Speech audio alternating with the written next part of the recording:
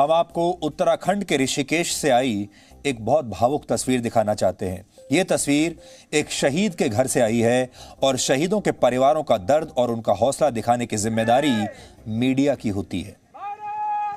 आज बीएसएफ के शहीद सब इंस्पेक्टर राकेश डोभाल का पार्थिव शरीर उत्तराखंड के ऋषिकेश में उनके घर पहुंचा और तब इस शहीद की 10 साल की बेटी ने जो कहा वो बातें आज आप सबके कानों में जरूर गूंजेंगी। शहीद की इस बेटी की बातें सुनकर आप भी कहेंगे कि हमारे देश के फौजियों की तरह उनका परिवार भी कितना बहादुर होता है। मैं देशवासियों को यही संदेश देना चाहती हूँ, कितने भी पीछे फौजी खड़े हो रखे हैं हमारे देश की सुरक्षा करते हैं। अब हमारे लिए उसके चक्कर में अपनी जान जोखिम में डाल के हमारे लिए रक्षा करते हैं। इसलिए मैं एक बार दोबारा बोलना चाहूंगी, वंदे मातरम, वंदे मातरम, वंदे मातरम, भारत माता की, भारत माता की।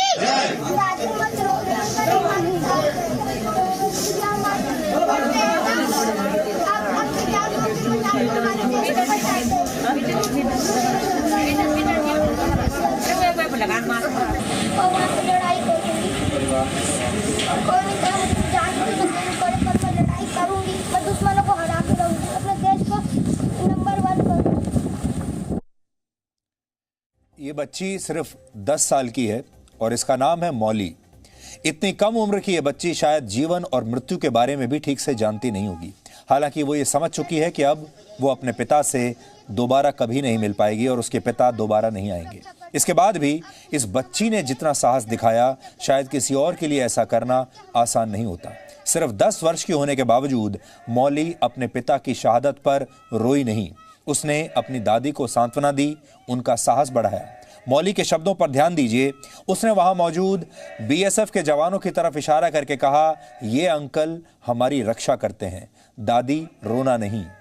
मौली ने अपने पिता के पार्थिव शरीर के साथ आए जवानों को भी गले लगाया और कहा कि बड़ी होकर वो भी ऐसे ही सेना में शामिल होंगी और फिर अपने पिता की शहादत का बदला लेगी। दिवाली से सिर्फ एक दिन पहले जम्मू कश्मीर के बारामूला में बीएसएफ के सब इंस्पेक्टर राकेश डोभाल शहीद हो गए थे।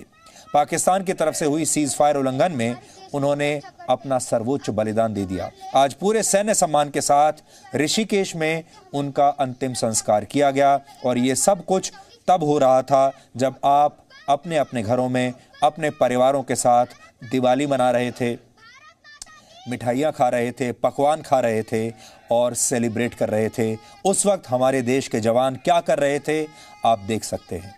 शहीदों और उनके परिवार पर क्या बीतती है उसकी तस्वीरें भी सबसे पहले मीडिया आपको दिखाता है, क्योंकि ये हमारी जिम्मेदारी है। इससे पहले शहीदों के पार्थिव शरीर उनके घर पहुंचते थे, उनका अंतिम संस्कार भी होता था, लेकिन आप सबको शायद इसके बारे में जानकारी तब नहीं मिलती थी, तस्वीरें देखने को नहीं मिलती थी।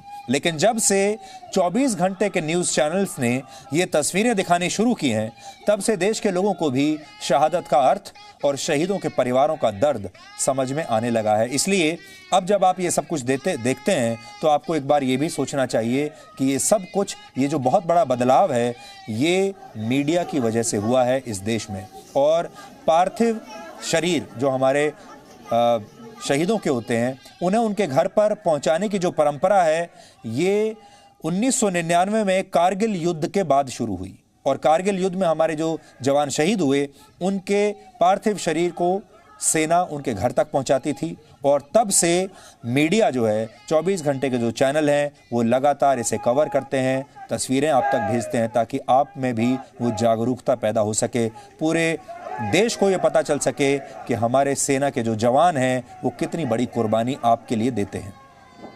ये बहुत बड़ा बदलाव है समाज में जो मीडिया की वजह से आया है।